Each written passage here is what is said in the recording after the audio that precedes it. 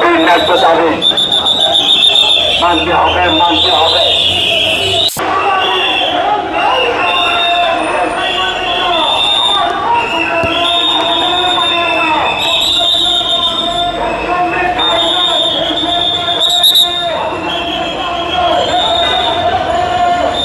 এই মুহূর্তে আমরা আছি প্রেস ক্লাব এবং সচিবালয়ের মাঝখানে যে রাস্তাটা, এই রাস্তার সামনে এবং শিক্ষা উপদেষ্টার কার্যালয়ের সামনে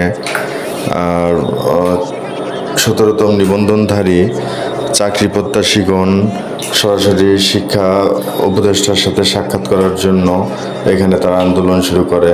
কিন্তু আপনারা নিশ্চয়ই জানেন যে সচিবালয় এরিয়াতে 144 ধারা জারি করা হয়েছে, কোন প্রকার সভা সমাবেশ সব কিছু নিষিদ্ধ।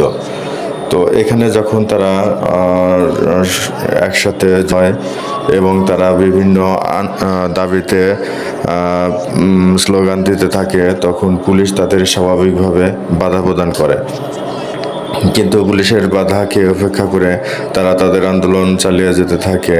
এক পর্যায়ে পুলিশ তাদের উপর কোনো অত্যাচার এবং লাঠিসোঁটা ছাড়াই তাদেরকে ছত্রভঙ্গ করে দেওয়ার চেষ্টা করে এবং বাঁশি ফু এবং লাঠিচার্জ করে তাদের এখান থেকে সরানোর চেষ্টা করে।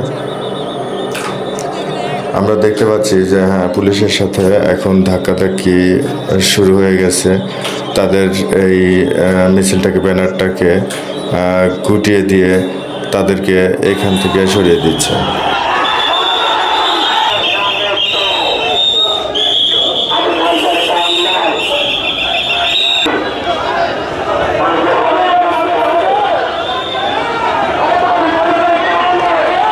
হ্যাঁ, তারা আমাদের নিয়ে আসছে। এরপরে ওপার থেকে আমাদের মেসেজ দিয়েছে ওনাদের সচিব যে 5 জনকে নিয়ে যেতে বলছে। আমাদের 5 জন প্রতিনিধি এখন শিক্ষা উপদেষ্টার সাথে সাক্ষাতের জন্য গেছে।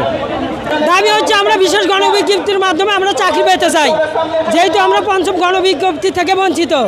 সুতরাং আমাদেরকে বিশেষ একটা গণবিজ্ঞপ্তি দেওয়া হোক। ইতিপূর্বে বিশেষ গণবিজ্ঞপ্তি দিয়েছে, তবে আমাদের যে বঞ্চিত করছে এটা পুরোটাই ভুল হয়েছে আইনগত দিক দিয়ে। কারণ এর আগে যে বিশেষ গণবিজ্ঞপ্তি দিয়েছে 35 বছর 39 মাস তারা নিয়োগ পেয়েছে, অথচ আমাদের করোনাকালীন 2020 সালের 23শে জানুয়ারিতে আমাদের এই সার্কুলার হয়। সেই সার্কুলারে আমরা পিলিতে পাস করি, রিটার্নে পাস করি, ভাই পাস করি। করার পরে 5ম গণবিজ্ঞপ্তিতে বিশেষ একটা নিয়ম বেঁধে রেখে আমাদেরকে রাখিয়ে দেয়, যার ফলে আমরা নিয়োগ পাই না।